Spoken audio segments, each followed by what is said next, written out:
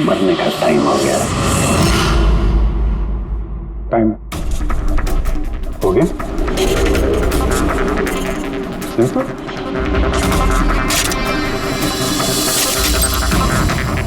तो ओह, मैग्नेट, तुम लोगों को क्या लगा?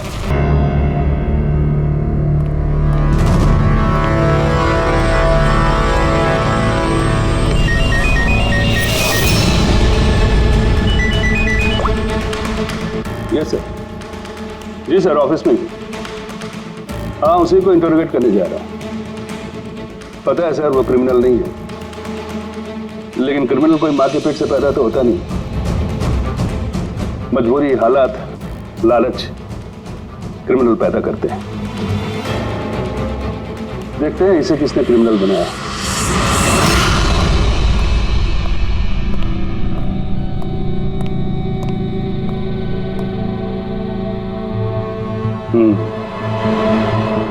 अब ये केस सीआईडी नहीं, क्राइम ब्रांच को सौंप दिया गया है।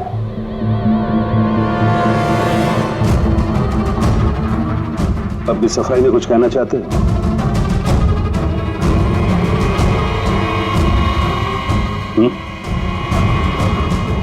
मैं deputy commissioner of police Rajiv, बहुत सुना है तुम्हारे बारे में, लेकिन कभी सोचा नहीं था इस हालत में मुलाकात होगी। मैंने भी बहुत सुना आपके बारे में सर। सुना है काफी सख्त ऑफिसर हैं आप। फिर तो तुम समझ गए होगे, थोड़ी सी भी ढील मैं तुम्हें दूंगा नहीं। कानून सबके लिए बराबर होता है सर। अगर मैंने गुनाह किया है तो सजा का उतना ही हकदार हूं जितना कि कोई आम मुजरिम। विक्रांत को क्यों मारा तुमने? उसे मारने की कोई वजह नहीं थी मेरे पास। अच्छा, तो फिर गोली क्यों चले? पता नहीं, बस चल गई। चल गई? चल गई मतलब? ट्रिगर पे उंगली रख के ट्रिगर दबाया था ना तुमने? मैं सिर्फ उसको डरा रहा था। डरा रहे थे, लेकिन तुम वहां करने क्या गए थे? पुलिस उसे कोर्ट ले जा रही थी ना?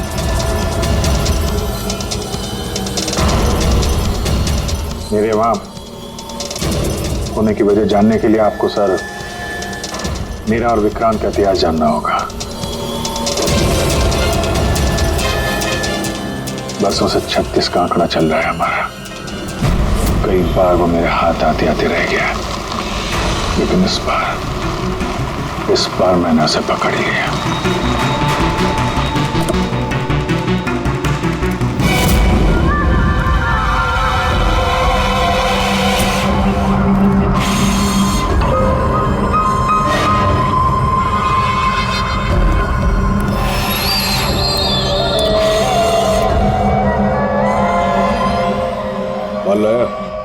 जी, आपने जितना बोला था उतना है।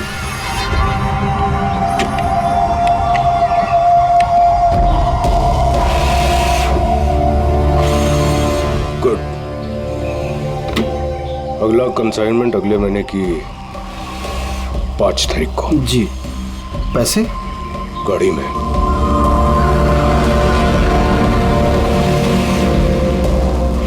क्या बात है, इतना पसीना क्यों आ रहा है?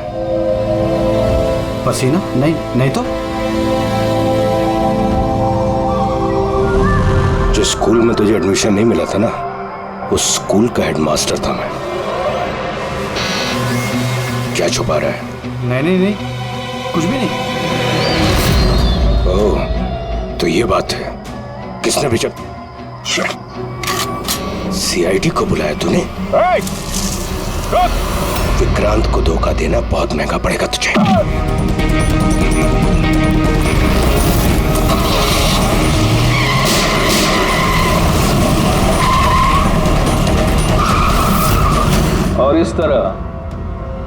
इस बार तुम उस तक पहुंच ही गए। हाँ, लेकिन हमेशा की तरह इस बार भी विक्रांत के नसीब में जेल की सलाखें नहीं लिखी थी। नामी गिरामी अपराधी विक्रांत ने सरकारी गवाह बनने का फैसला कर लिया है। वो मकरंद के खिलाफ अदालत में सारे सबूत देगा और इसके बदले अदालत उसकी सजा काफी हद तक माफ कर देगी।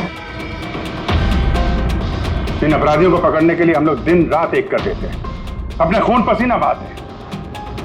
क्या इसलिए कि अदालत उनको दोबारा जुर्म करने के लिए छोड़ दे? अब अदालत को दोष मत दो अभिजीत। वैसे भी मकरंद के खिलाफ उनके पास ज्यादा सबूत थे नहीं, और हमारा काम मुजरिमों को पकड़ना है, ना कि उनकी सजा तय करना। यार, तो तुमको क्या लगता है, इसको छोड़ना सही है? अब सही तो नहीं है, पर हम लोग क्या कर सकते हैं, हैं?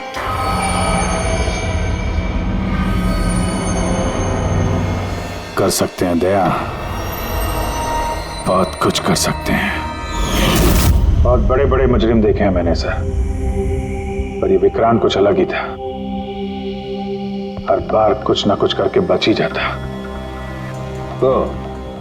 तो इस बार उसका बच निकलना तुम्हें मंजूर नहीं था, क्यों? यही बात है ना? ठीक समझा। इसलिए जब मुझे पता चला कि इस केस का इंचार्ज मेरा पुराना दोस्त मुरली है, तो विक्रांत से मिलना है मुझे। यार सिर्फ 10 मिनट। अभिजीत, तुम ये जानते हो कि ये मुमकिन नहीं है। This doesn't fit into any kind of protocol. मैं तुम्हें परमिशन नहीं दे सकता। परमिशन? वो आरती याद है तुम्हें? बीकॉम सेकेंड ईयर की स्टूडेंट, कैसे तड़पा तड़पा के मारा था उसने। किसने परमिशन दी थी उसे ऐसा करने के लिए? और वो 80 साल की बूढ़ी औरत जिसे आंख से दिखता नहीं था, उसके हाथ पांव काट दिए थे उसने। एक 8 साल के बच्चे तक को। अभिजीत, मैं उसकी पूरी केस हिस्ट्री को जानता हूं। फिर तुम ये भी जानते होगे किसी भी जेल में 15-20 दिन से ज्यादा नहीं टिकता ये विक्रांत। यार मेरा उससे मिलना बहुत जरूरी है। एक लड़की का किडनैप हो गया, पिछले 2 महीने से नहीं मिल रही है। सिर्फ विक्रांत जानता है कहां है वो। यह लड़की की जिंदगी का सवाल है, समझो यार, सिर्फ 10 मिनट। ठीक है, लेकिन सिर्फ और सिर्फ 10 मिनट। तो इस तरह तुम विक्रांत की कैंप तक पहुंचे, लेकिन तुम्हें तो सिर्फ उस लड़की के बारे में जानना था ना? ये सब कैसे हो? ये सच है सर, मैं सिर्फ लड़की के बारे में जानने गया था। मगर 5 मिनट का टाइम दे रहा हूं, दिमाग पे जोर डाल ले और अच्छी तरीके से हिला ले। आरजू कहां है? आरजू? कौन सी आरजू? किसकी आरजू? मैं नहीं जानता किसी आरजू को। वही लड़की जिसे तूने किडनैप कर रखा है।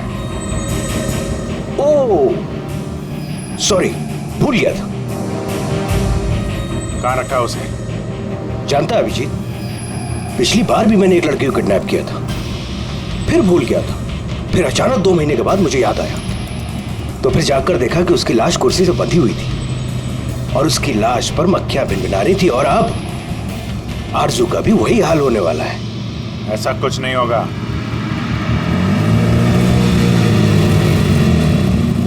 कहां है आरजू? हाँ, याद आया, मेरी जेब में, निकाल ले।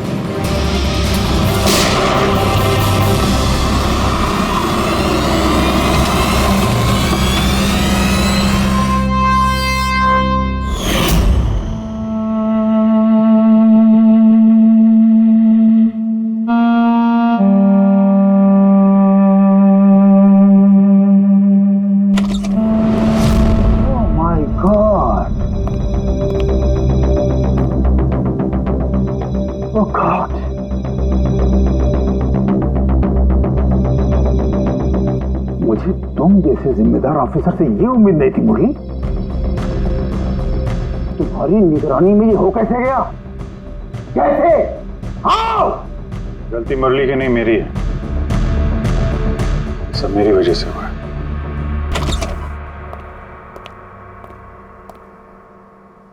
वाह वाह, क्यों एसीपी साहब, बड़ा गर्व हो रहा होगा आपको। तो इतिहास में पहली बार किसी सीआईडी ऑफिसर के हाथों खून हुआ है, और वो भी एक सरकारी गवाह का। चैन साहब, आपको जो कुछ कहना है मुझे कहिए, अपराध मैंने किया है। तुमसे नहीं, एसीपी प्रद्युमन से ही बात करूंगा, क्योंकि अगर सीआईडी की नाक कटती है, फाइनली सारी जिम्मेदारी प्रद्युमन के कंधे पर ही आती है, इसलिए तुमसे ही बात करूंगा।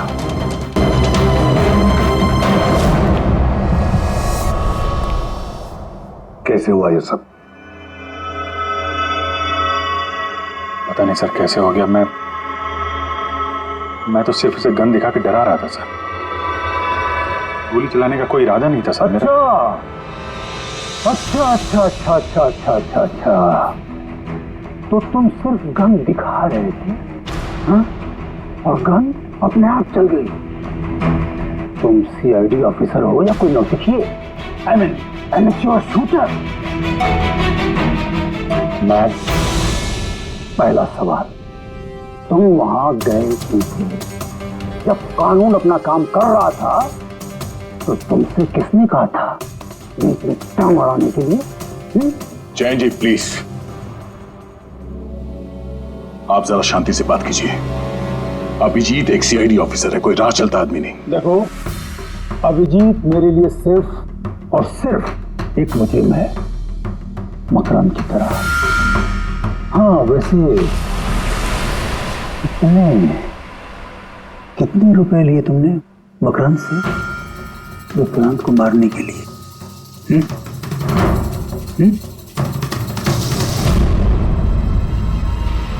अगर तुम एक वकील ना होते और मैं एक सीआईडी ऑफिसर नहीं होता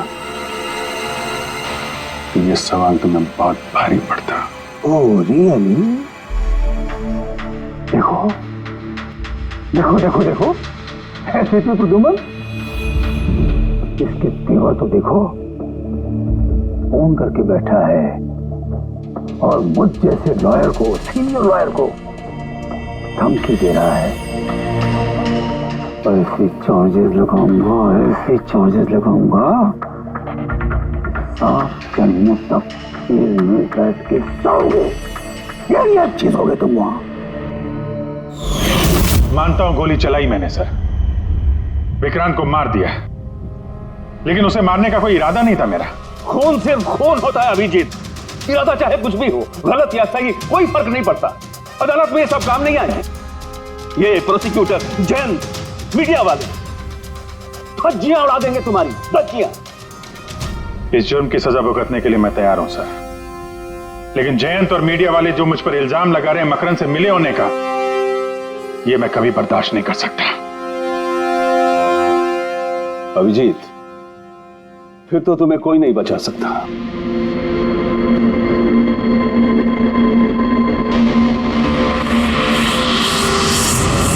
सारे सबूत और गवाह अभिजीत के खिलाफ है। यानी कोई उम्मीद नहीं है सर? कैसे उम्मीद है? अभिजीत ने खुद कन्फेस किया है कि गोली उसी ने चलाई।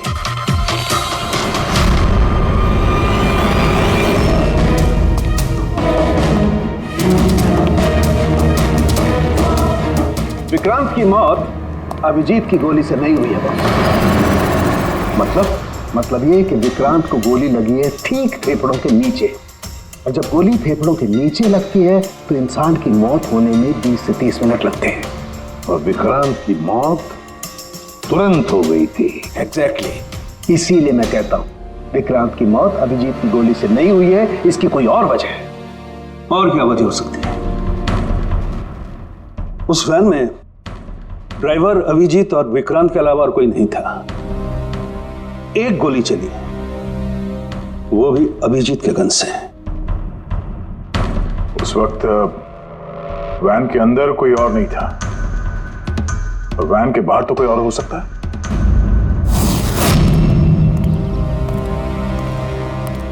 अभिजीत, उस वक्त गाड़ी के बाहर कोई था जिस वक्त गोली चली? नहीं, एक्चुअली पता नहीं।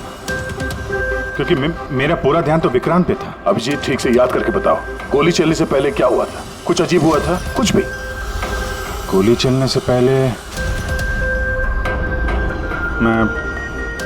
मैं विक्रांत से बात कर रहा था और हाँ, अचानक वैन को झटका लगा, गाड़ी हिल गई और विक्रांत भी थोड़ा गिर गया और मेरा भी संतुलन बिगड़ गया और गोली चल गई। एक मिनट, झटका लगा? किस तरह का झटका? जैसे सड़क पे अचानक से कोई गड्ढा आ गया, पूरी वैन हिल गई। लेकिन यहाँ तो सड़क बिल्कुल ठीक है, दूर दूर तक कहीं कोई स्पीड ब्रेकर भी नहीं है, स्मूथ। यहाँ गड्ढा कैसे आ सकता है? हाँ साहब, झटका लगा था, मेरी पूरी वैन यूं दाईं तरफ मुड़ गई।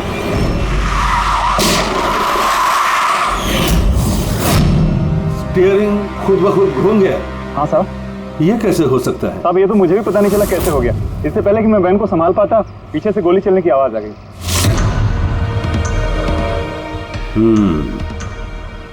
स्टीयरिंग व्हील का खुद ब खुद मुड़ जाना, गोली अपने आप चल जाना, सड़क पे कोई गड्ढा भी नहीं है। आखिर यहां हुआ तो क्या हुआ?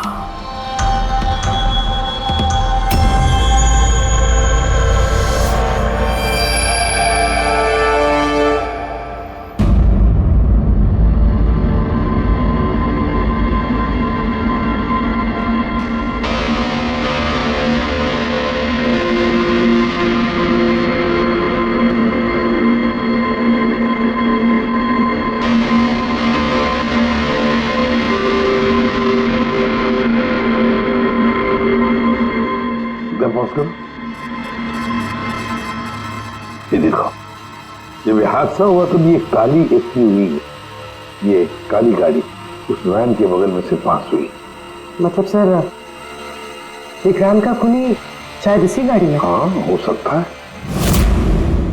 सर, ये गाड़ी कहीं रुकी नहीं सर, ये सीधे सीधे चली गई और दूसरी गोली की आवाज भी नहीं आई।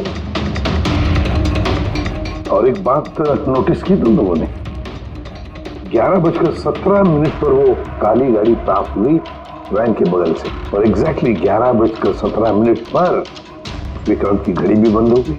हाँ सर, अभिजीत की घड़ी भी 11:17 को ही बंद हुई थी। हाँ?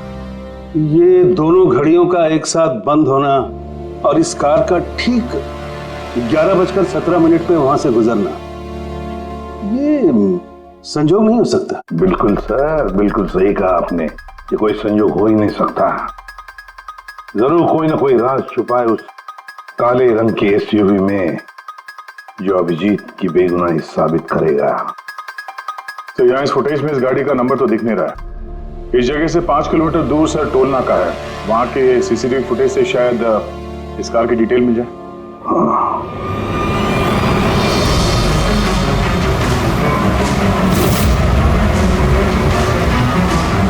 अगर वो गाड़ी टोल नाका से गुजरी ही नहीं तो यहीं कहीं आसपास होनी चाहिए, इसी इलाके में।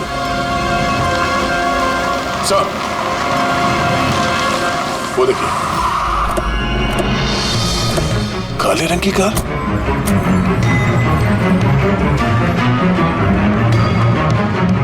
Oh no. फ्रेडी, जरा आगे चेक करो।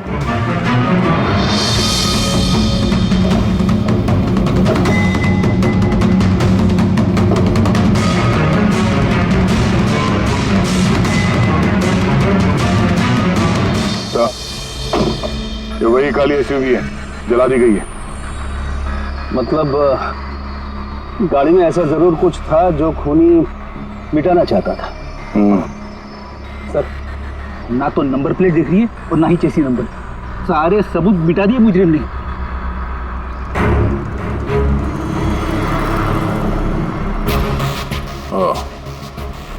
फिर एक काम करो, जरा आसपास पूछताछ करो, देखो किसी ने यहाँ पे कुछ देखा है क्या।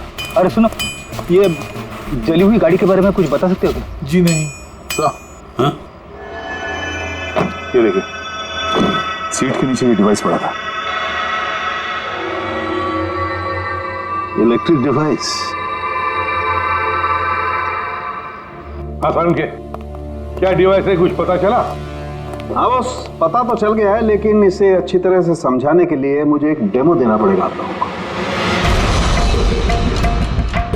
मान लीजिए कि ये विक्रांत है और हम इसे मारना चाहते हैं, लेकिन हम इसके करीब नहीं जा सकते हैं। तो फिर इसे कैसे मारा जाए?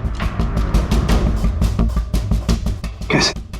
डॉक्टर सालुंखे, हमें पता होता तो आपके पास क्यों आते? प्लीज आगे बताइए। हाँ, बताता हूं।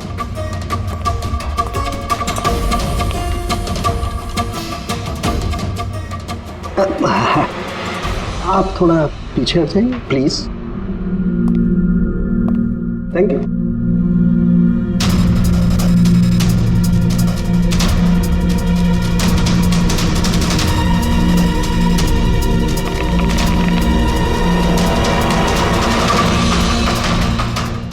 देखा आपने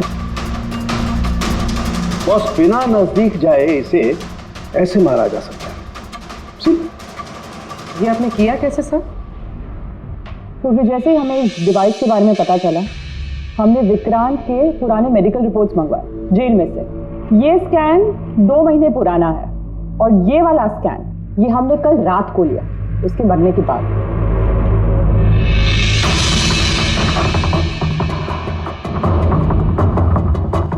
या सालुंखे, इस पहले वाले स्कैन में एक छोटी सी चीज अटकी हुई है वहां उसके सिर में। वही चीज इस 2 महीने बाद वाले स्कैन में शिफ्ट हुई है, हिल गई है, पीछे आ गई है। और ये छोटी सी चीज एक शार्पनेल है बॉस, यानी गोली का छोटा सा टुकड़ा। और फिर ये शार्पनेल वहां से इस तरफ शिफ्ट हो गया, जिस वजह से विक्रांत की सबड्यूरल हेमेटोमा यानी ब्रेन ब्लीडिंग की वजह से मौत हो गई। और ये शार्पनेल अपनी जगह से हिला कैसे? उसी डिवाइस की वजह से जो हमें जलती हुई गाड़ी में से मिला। तो गोलियों के टुकड़े को हिलाने का डिवाइस ही है? सिर्फ गोलियां नहीं रहा, इसने और भी बहुत सारी चीजें हिलाई, जैसे कि विक्रांत के हाथों की हथकड़ी, पुलिस वैन का स्टीयरिंग व्हील, दोनों के हाथ की घड़ी के कांटे, यहां तक कि अभिजीत की गन भी। मतलब लोहे की चीजें, तो जितनी भी लोहे की चीजें हैं वो हिल गई उस डिवाइस की वजह से। Exactly boss. और लोहे का सबसे बड़ा आशिक है मैग्नेट, चुंबक। बॉस, ये है वो चुंबक जिसके जरिए मैंने इसे उड़ाया। यानी उस काली वैन में भी एक ताकतवर लौ चुंबक था, जिसकी वजह से पूरी की पूरी वैन दाईं तरफ चली गई और अभिजीत की मेटल की गन वो भी अपने आप चल गई। हाँ, और विक्रांत के सिर में जो अटका हुआ शार्पनेल का टुकड़ा है वो भी शिफ्ट हुआ। सर, इतनी प्लानिंग के साथ तो वही मार सकता है जिसे शार्पनेल के बारे में पहले से पता था, उसका कोई करीबी। मकरंद। मकरंद मतलब अभिजीत सर बेगुनाह? No, not at all. इतने जल्दी किसी नतीजे पे पहुंचना ठीक नहीं होगा। मकरंद के खिलाफ जब तक हमको पक्का सबूत न मिल जाए, कानून की नजर में अभिजीत ही दोषी है।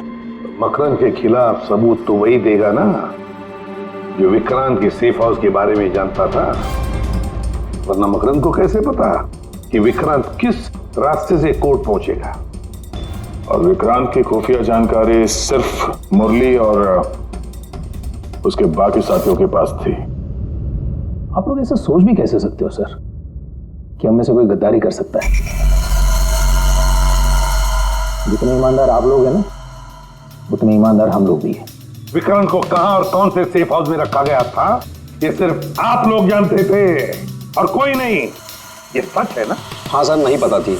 यहाँ तक हमारे घर वालों को पता नहीं थी, तो फिर हम बाहर वालों पे क्यों इल्जाम लगाएंगे? शायद पैसों के लिए किसी ने मकरंद को यह जानकारी दी हो। प्लीज साहब, हम भी पुलिस वाले हैं, जान की बाजी हम भी लगाते हैं। आप इस तरह इंफॉर्मेशन कहीं ना कहीं से तो लीक हुई है मुरली। हाँ सर, एक्चुअली मैं भी वही सोच रहा हूँ, क्योंकि सेफ हाउस में 24 घंटे सीसीटीवी कैमरे लगे हुए थे, तो अगर भी कोई बाहर वाला अंदर नहीं आ सकता। क्या कहा आपने? चाहकर भी कोई बाहर वाला अंदर नहीं आ सकता। हाँ सर। झूठ! बाहर वाला कोई भी अंदर नहीं आया था। हाँ? क्यों? I am sorry sir, actually Jain ji कभी कभी आते थे। कभी कभी जैन जी आते थे। Yes sir. और कभी कभी जैन जी किस लिए आते थे?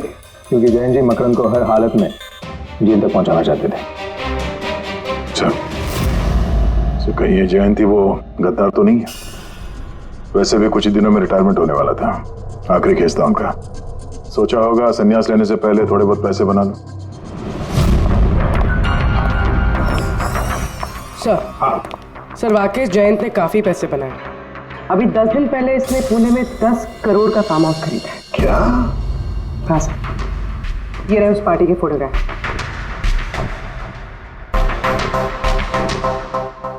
एक मिनट, माय गॉड, दया पहचाना इसे? हाँ सर, ये तो जोगी है, मकरंद का खास चेला। जोगी मकरंद का खास चेला, और वो भी जयंत की पार्टी में।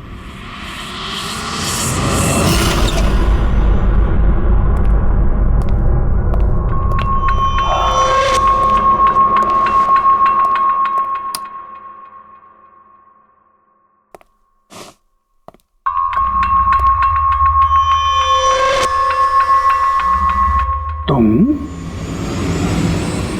यहां कैसे? और मेरे घर में घुसे कैसे? हाँ?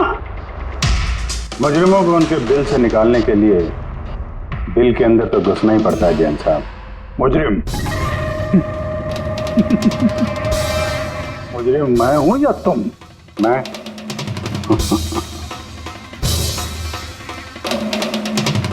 लेकिन ये तस्वीर, ये कुछ और ही कहानी कह रही है।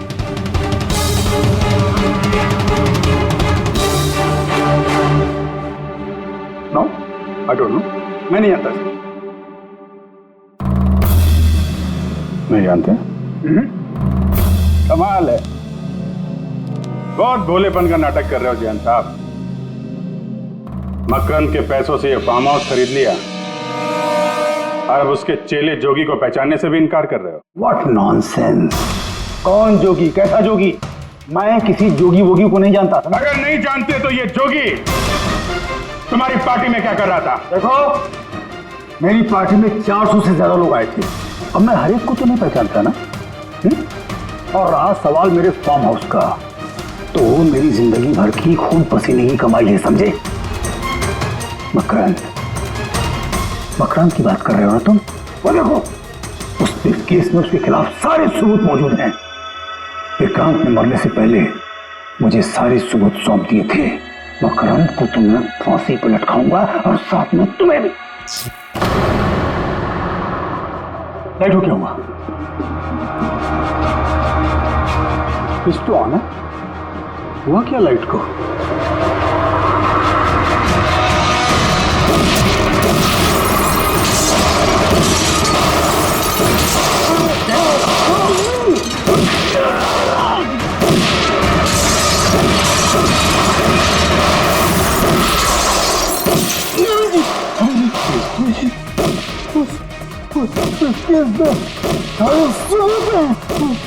मकान के हाथ नहीं आना चाहिए। जी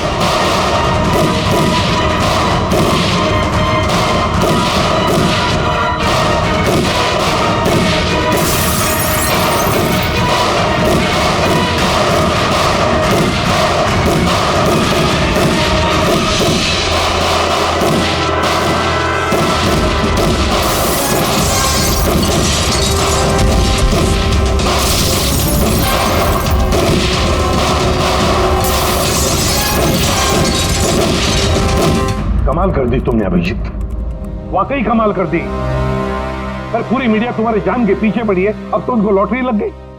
अब कह रहे जैन का खूनी अभिजीत है। सर, उनके कहने से क्या होता है? आपको पता है मैं निर्दोष हूं सर। लेकिन तुम्हें वहां जाने की जरूरत क्या थी? जैन के घर में, वहां के सीसीटीवी कैमरे में साफ दिख रहा है कि जैन के मौत के वक्त तुम वहां थे। और सिर्फ इतना ही नहीं, अब तो पूरी सीआईडी टीम पर इल्जाम लगा रहे हैं। कि हम तुम्हें बचाने की कोशिश कर रहे हैं। इल्जाम तो लगेगा ही ना प्रद्युमन। जयंत मकरंद के खिलाफ नया सबूत पेश करने वाला था अदालत में, और ठीक एक दिन पहले उसकी मौत हो गई। हाँ, लेकिन वो सबूत मुजरिमों के हाथ नहीं लगा सर। मैं लेके आया।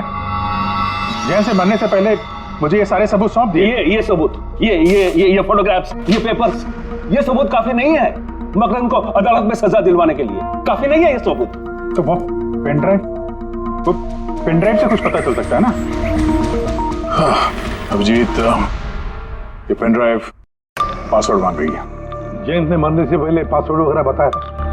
नहीं सर, इसके पहले वो कुछ बोल पाते उन्होंने दम तोड़ दिया था। अरे यार,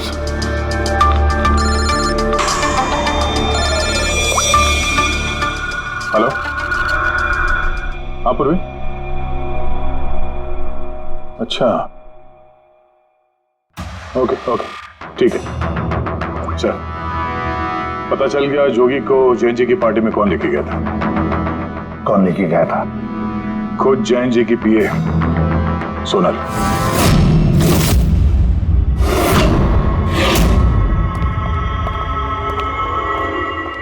सर ये सब?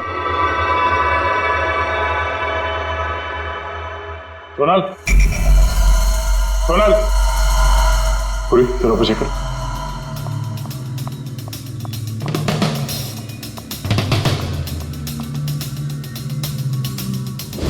सोनल,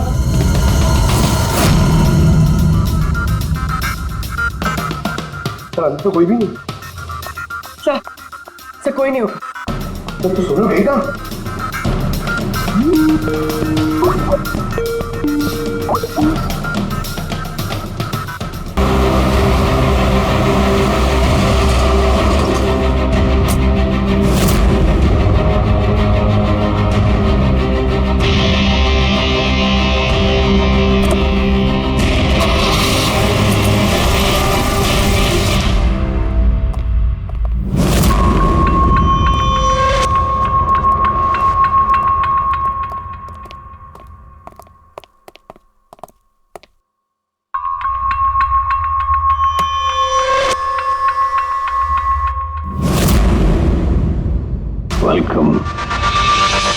वेलकम अभिजीत।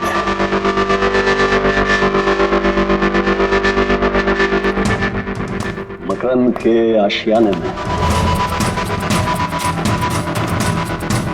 तुम्हारा स्वागत है।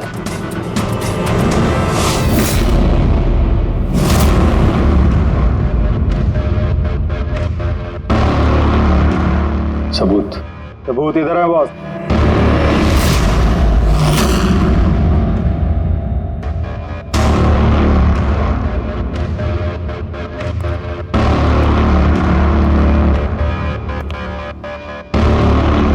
मकरंद, सबूत तुम्हें मिल चुका है, अब सोनल को जाने दो।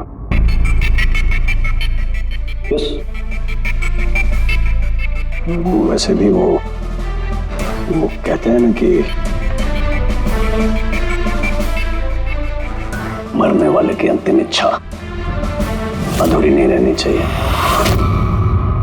सोनल को बुलाओ।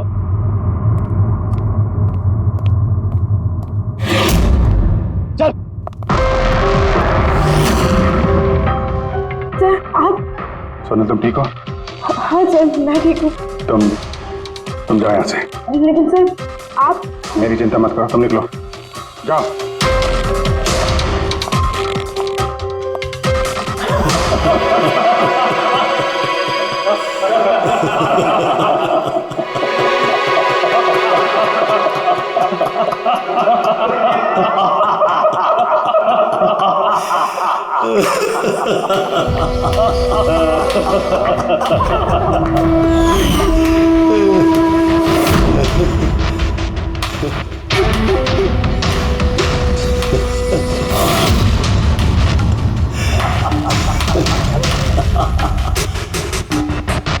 सोनल, तुम भी? मानते हो ना मेरे दिमाग को? तुम सीआईडी वालों को भी मैंने चकमा दे दिया।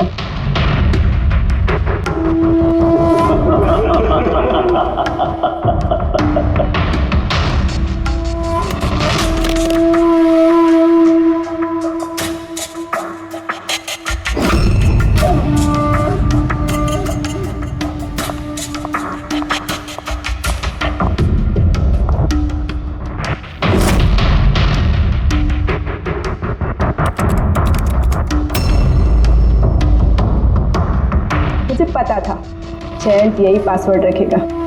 मकरम will die. Now, stop conversation. Start the operation.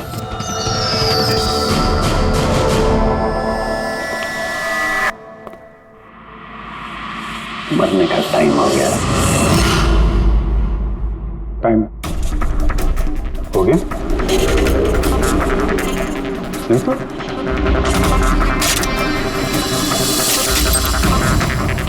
ओहो, मैग्नेट। तुम लोगों को क्या लगा चुंबक को हथियार बनाना सिर्फ तुम लोगों को आता है?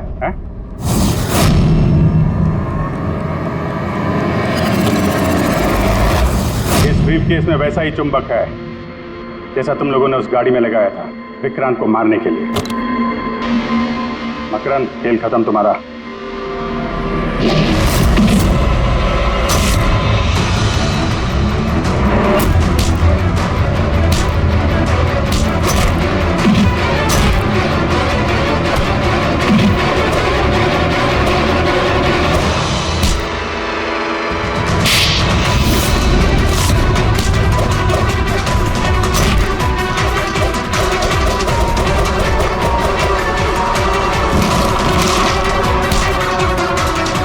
पैसों के लिए अपने बॉस को धोखा दिया? हाँ?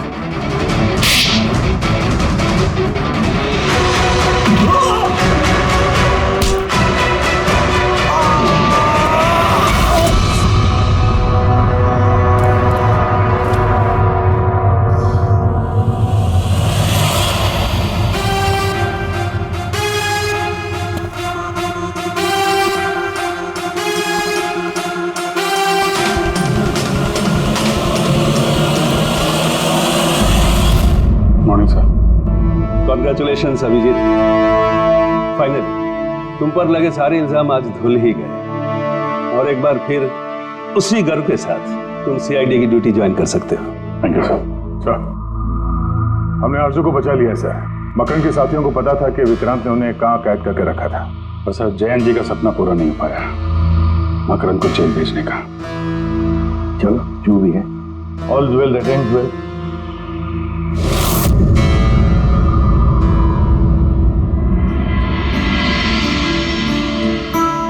संभालो अपनी अमानत को।